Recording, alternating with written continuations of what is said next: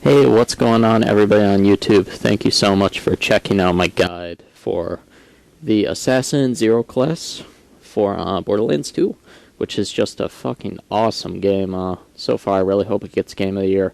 I haven't had this much fun in a game for probably years. It's just a great game. So, first of all, before we get started on the main in-depth things, let's go and look at my tree.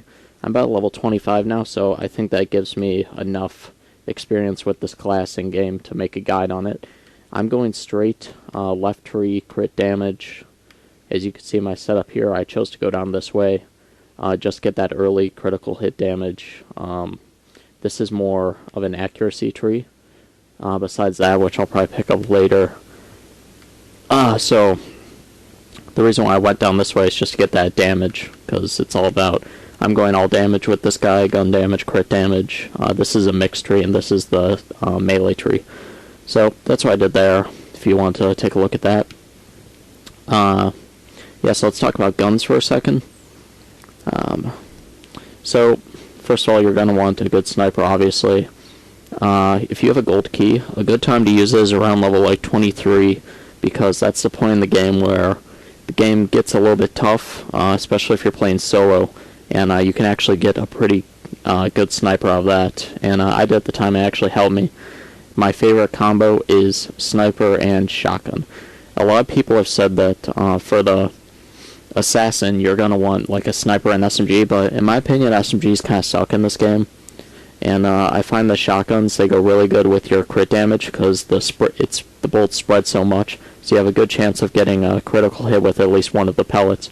So that's why I like shotguns, because if you're playing on your own, especially without co-op, if none of your friends are on, you're going to need, whether you like it or not, something that's good for up close, because lots of times in this game you'll get bombarded by lots of robots and shit, so you're going to need something up close when your sniper is not an option.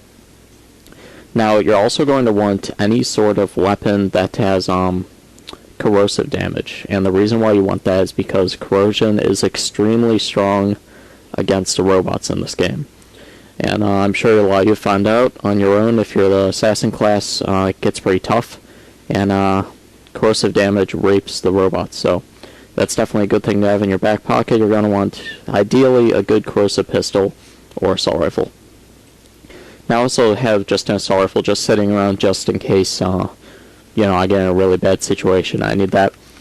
So as far as shields, I go with the turtle shields, even though they give you less max health, but in my opinion, it's worth the trade-off just to get a huge shield.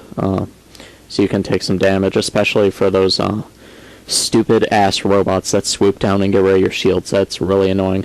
Class mod, I go for the team crits. Relic, I got that. That balances out the turtle shield. And grenades are amazing in this game, and you're gonna want to find a really good grenade mod. The main objective you're gonna want to be going for in team fights with your team is going for the crits. Yeah, if you're gonna snipe, it's kind of pointless unless you get crits. You should be hitting for anywhere for 3,500, 4,000 at around the level I am. And it's really only going to help your team if you're getting the crits. If you're just shooting them in the body, you might as well just run in there with a shotgun, because it's kind of pointless. Most of the time, the weak spots are going to be either in the heads or in the joints if you don't have the deception ability yet, where you can see the weak points in the enemies. So you're going to want to aim usually for a head, or sometimes with the robots, the joints, to disable them. But once you get the deception ability where you can see the weak spots, that's what you're going to want to aim for. Now, a lot of times against like creatures that have erratic movement or kind of hard to like a lot of the what are they called, like the loot thieves, or the tunnel rats. Yeah, that's what they're called, tunnel rats.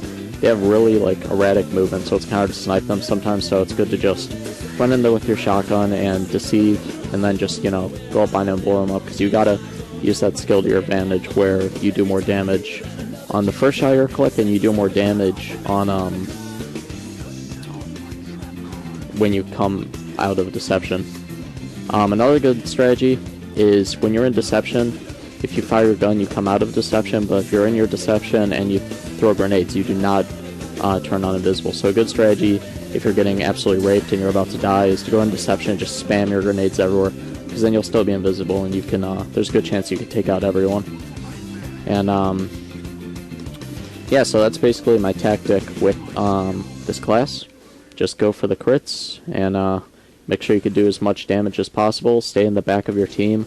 You're basically the main damage dealer, so stay in the back, let the commando and the gunzerkers of the world take the damage while the siren uses crowd control spells, and you can just start putting down enemies.